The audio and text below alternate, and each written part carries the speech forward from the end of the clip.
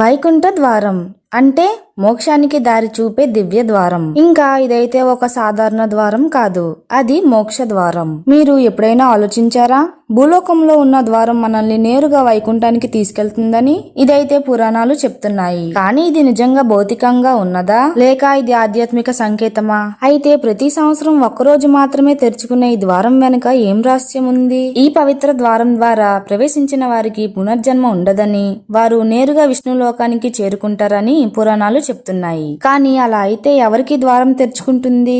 ఇదైతే పురాణాల్లో చెప్పిన వైకుంఠ ద్వారం కథ. ప్రాచీన కాలం వైకుంఠంలో జయ విజయులు అనే విష్ణు ద్వారపాలకులు నివసించేవారు. ఒకరోజు సనకాది మహర్షులు వైకుంఠానికి వచ్చి విష్ణువును దర్శించడానికి ప్రయత్నించారు. కానీ జయ విజయులు వారిని అడ్డుకున్నారు. అప్పుడు కోపంగా మారిన సనకాది మహర్షులు, నీది దైవలోకమైన మానవుల్లో జన్మించి భూమిపై భగవంతుని సేవ చేసి తిరిగి రావాలి అని శపించారు. ఈ శాపం వల్ల జయ విజయులు భూలోకంలో రాక్షసులుగా జన్మించారు. ఎలా అంటే హిరణ్యాక్ష, హిరణ్యకశిపు, రావణ, కుంభకర్ణ, శిశుపాల, దంతవక్ర వంటి రూపాల్లో జన్మించారు. కానీ వారు నిరంతరం విష్ణుతత్వాన్ని స్మరించేవారు. చివరికి తమ పాప బంధనాలను విడిచిపెట్టి మళ్లీ వైకుంఠానికి చేరుకున్నారు. అయితే ఇక్కడే మిగిలిన మర్మం ఉంది. వైకుంఠ ద్వారం అంటే కేవలం భౌతిక ద్వారం కాదు, కానీ భక్తుడి హృదయంలో శ్రీహరి ఉన్నంత వరకు అదే నిజమైన వైకుంఠ ద్వారం. ఈ ద్వారం మన మనసులో అయితే ఉంది. అయితే భగవంతుని నిజమైన భక్తి ఇంకా నిస్వార్థ ప్రేమ, సత్యనిష్టలు కలిగిన వారికి మాత్రమే ఈ ద్వారం తెరుచుకుంటుంది.